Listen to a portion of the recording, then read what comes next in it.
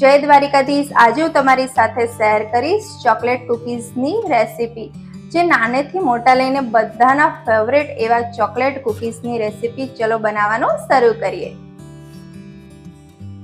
મેં marigold biscuit 200 ગ્રામ લઉં છું। અહીંયા જો તમારે મેરીગોલ્ડ બિસ્કિટ ના લેવા હોય તો તમે ડાયજેસ્ટિવ કૂકીઝ બિસ્કિટ પણ લઈ શકો છો।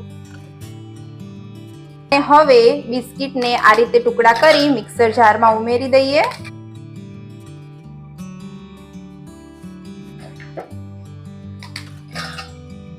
બિસ્કિટ નહીં આવે એટલે આપણે થોડાક બિસ્કિટ પહેલા પીસી લઈએ। આ રીતનું એકદમ બારીક પીસી લેવાનું। જો આનમાં બિસ્કિટના થોડાક પણ ટુકડા હોય ને તો ફરી એક વખત પીસી લેવાનું। બીજા બિસ્કિટ પણ પીસાઈ ગયા છે તો આપણે બાઉલની અંદર લઈ લઈએ। અને હવે આ જ મિક્સર જારની અંદર 80 ગ્રામ જેટલા કાજુ અને બદામ લીધા છે, તેને ઉમેરી દઈએ અને કાજુ અને બદામને પલ્સ મોડ ઉપર પીસી લઈએ। પલ્સ મોડ ઉપર કાજુ અને બદામને પીસી લીધા છે તો તેને આ બાઉલની અંદર ઉમેરી દઈએ।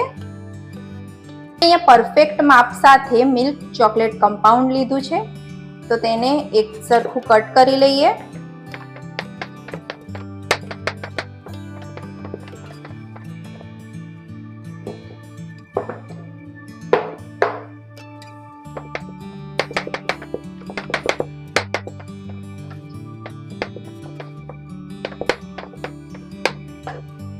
એક જ માપ સાથે આ રીતે કટ કરવાથી ચોકલેટ સારી રીતે એક સાથે સરસ પીગળી જાય છે। ચોકલેટ અહીંયા બધી જ કટ થઈ ગઈ છે। આ ચોકલેટને એક બાઉલની અંદર લઈ લઈએ।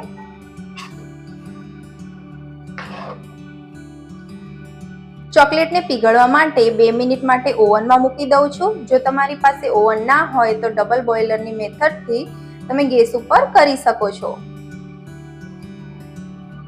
ચોકલેટ બરાબર પીગળી ગઈ છે તો તેમાં આપણે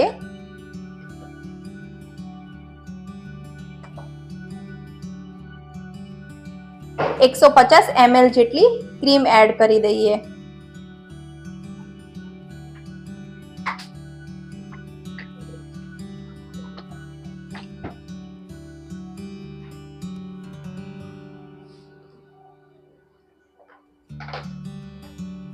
ક્રીમ અને ચોકલેટને બરાબર મિક્સ કરી લઈએ।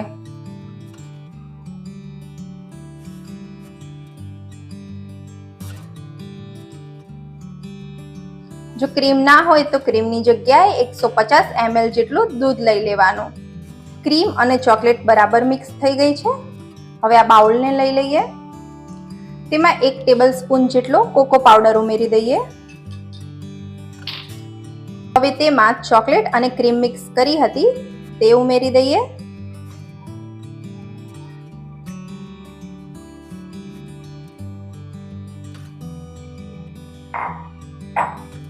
અને આ બધી જ વસ્તુને બરાબર મિક્સ કરી લઈએ।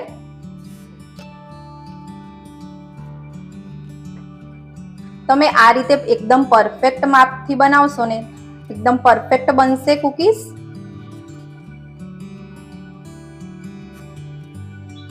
જો તમારે અહીંયા મિલ્ક કમ્પાઉન્ડ ના લેવું હોય તો તમે ડાર્ક કમ્પાઉન્ડ લઈ શકો છો। પહેલા હું કહેતા ભૂલી ગઈ હતી, અહીંયા મેં 300 ગ્રામ જેટલું મિલ્ક કમ્પાઉન્ડ લીધું છે। તો આ બરાબર મિક્સ થઈ ગયું છે। ફક્ત 5 મિનિટ માટે હું આને ફ્રીજમાં મૂકી દઉં છું જેથી સેટ થઈ જાય બરાબર। અહીંયા હું 150 ગ્રામ જેટલા કાજુને આ રીતે કટ કરી લઉં છું। જો તમારી પાસે હેઝલનટ હોય તો તમે કાજુની જગ્યાએ હેઝલનટને લઈ શકો છો। તો અહીંયા બધા જ કાજુને મેં આ રીતે કટ કરી લીધા છે।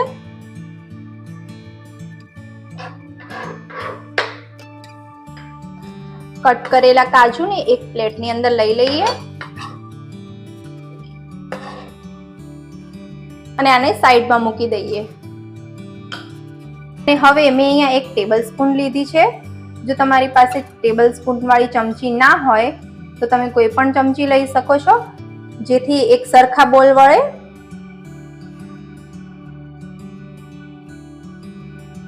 આ રીતે આપણે બોલ્સ વાળી લઈએ।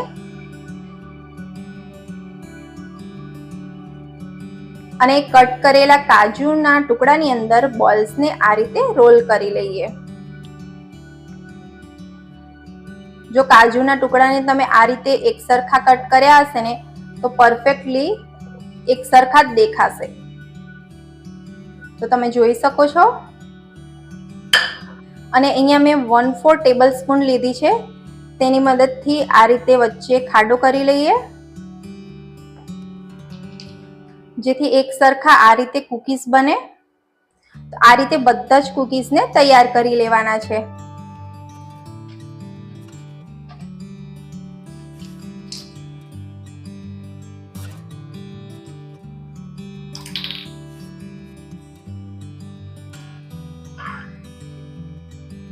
એ રીતે હું બધા જ કૂકીઝને તૈયાર કરી લઉં છું.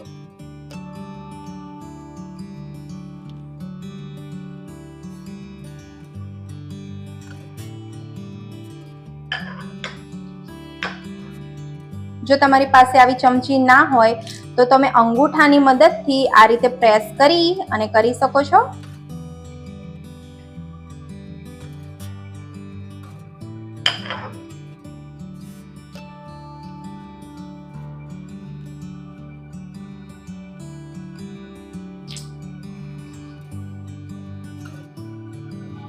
જો તમે આ રીતે પરફેક્ટ માપ સાથે ક્રીમ અને ચોકલેટ ઉમેરશો ને તો સેજ પણ ઢીલું નહીં થાય, એકદમ પરફેક્ટ કૂકીઝ બનશે.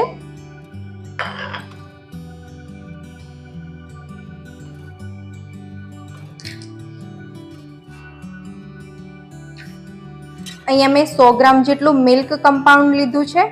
જો તમારે મિલ્ક કમ્પાઉન્ડ ના લેવું હોય તો તમે ડાર્ક કમ્પાઉન્ડ લઈ શકો છો. ચોકલેટને પીગાળવા માટે 1 મિનિટ માટે હું ઓવનમાં મૂકી દઉં છું.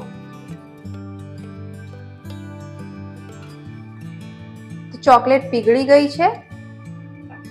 હવે આ પીગાળેલી ચોકલેટને હું અહીંયા પાઇપિંગ બેગમાં લઈ લઉં છું. તે માટે મેં અહીંયા ગ્લાસ લીધો છે. એની અંદર આપણે પાઇપિંગ બેગ મૂકી દઈએ.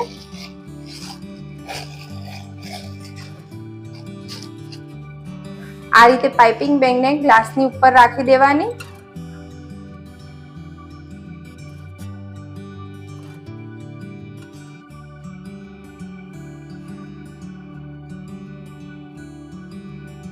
પીગાળેલી ચોકલેટને પાઇપિંગ બેગમાં લઈ લઈએ.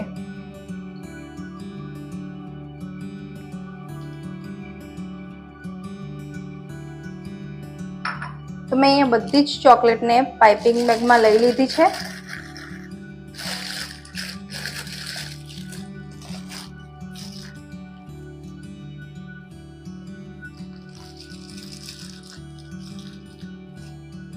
આ રીતે કરી અને આપણે આને સાઈડમાં મૂકી દઈએ. મેં અહીંયા બધા જ કૂકીઝ બનાવી અને આ રીતે તૈયાર કરી લીધા છે. અને હવે પાઇપિંગ બેગને આ રીતે કટ આપી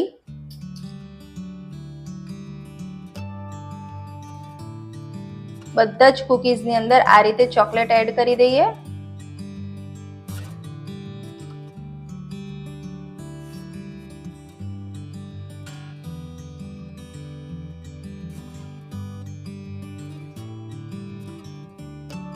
જો તમારી પાસે પાઇપિંગ બેગ ના હોય તો તમે ચમચીની મદદથી પણ કરી શકાય છે. આ કૂકીઝ તમે તહેવાર, બર્થડે પાર્ટી કે કોઈ પણ ગિફ્ટ હેમ્પરની અંદર પેક કરીને આપી શકો છો. આ રેસીપી એક વખત જરૂરથી ટ્રાય કરજો. નાનાથી મોટા લઈને બધાને એટલી જ ભાવશે. મેં આ ચોકલેટ કૂકીઝની રેસીપી એકદમ પરફેક્ટ માપ સાથે બતાવી છે. જો તમને મારી આ રેસીપી ગમી હોય, ચેનલને લાઈક, શેર અને સબસ્ક્રાઈબ કરવાનું ભૂલતા નહીં. તો ચોક્કસથી બનાવજો આ રેસીપી.